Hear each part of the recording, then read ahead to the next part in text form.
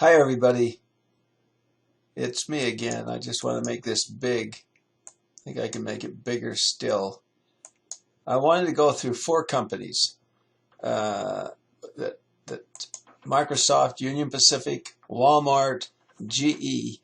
These are four substantial companies, and I just wanted to do some analysis of them. I've got their sales here, got the net income for them, which is the most recent one, at the total assets, liabilities, total equity.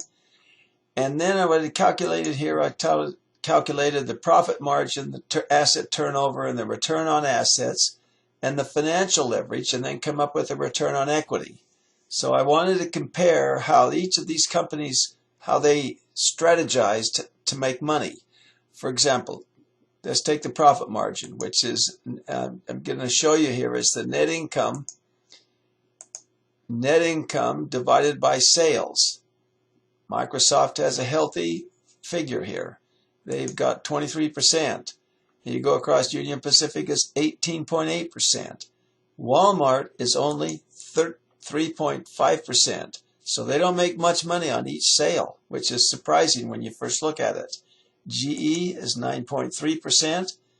That is the lowest. I used to work for them for about 12 years a long time ago. And they always made between 12 and 15% net income to sales. So GE's still struggling. Now the next thing, we take a look at asset turnover. And asset turnover is taking the total assets and dividing them into the sales.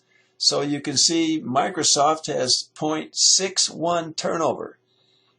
Union Pacific is 0.44. But look at Walmart. Walmart is a healthy 2.31. So they may not make much money on each individual sales, so they have to sell it over and over and over again, and they get that by asset turnover. So it's not unreasonable that Walmart stores are going to be open for a long time, often 24 hours a day. And then GE is 22.22. GE's now, as we're going to see here in a minute, quite a different company now than it was when I was there, because they've got a very poor asset turnover, and you can see their assets are very high in comparison to their equity. Well, let's take return on assets. It is profit margin multiplied by the asset turnover. And Microsoft's got 14% return on assets. That's very good. Union Pacific's 8.4%, which is better than it was when I was there. I used to work with them. Walmart, 8.1%. That's respectable.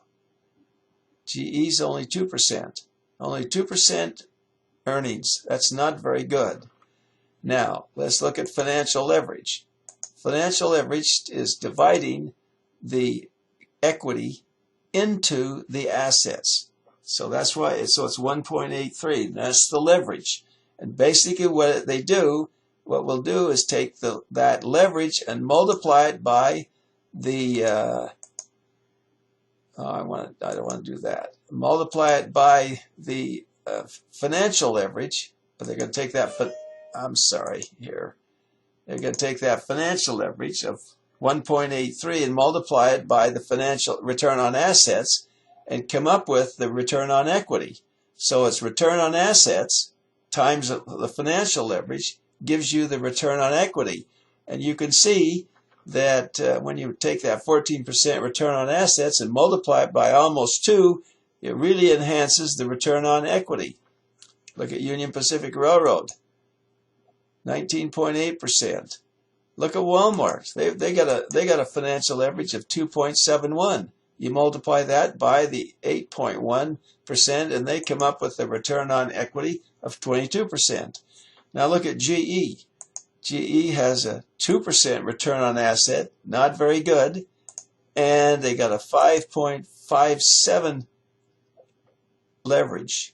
They've got a lot of leverage. They've got a lot of debt because one of their biggest businesses is financial. They lease airlines. They lease and they finance all kinds of things. They're like a big bank. And so they're highly leveraged, and you can see that here. But their return on equity is 11.1%. It's the lowest I've seen. When I was there, it was always around 24%. So they're in quite a different business. And that finance business got caught up in this debacle that happened in 2009, and they haven't quite recovered from it yet. Now, one final thing, market cap. You go into Amazon, not Amazon.com, but smartmoney.com or MSN.com, and you can find the market cap of each stock. And the market cap is the total number of shares times the market price. So you can see the market cap for Microsoft. At the time I did it, it's changed because it changes every day, but it's $234,620,000,000. And you compare that with the book equity, is $66,363,000,000. So that market cap exceeds book equity by $168,257,000,000. That is MVA, market value added. And we're going to be talking about that. So basically, the market says they value the Microsoft's business greater than their book equity by a healthy amount. Look at Union Pacific Railroad. The book equity is $19,877,000,000, and the market cap is $64,210,000,000. So their MVA is $44,333,000,000. That's healthy too.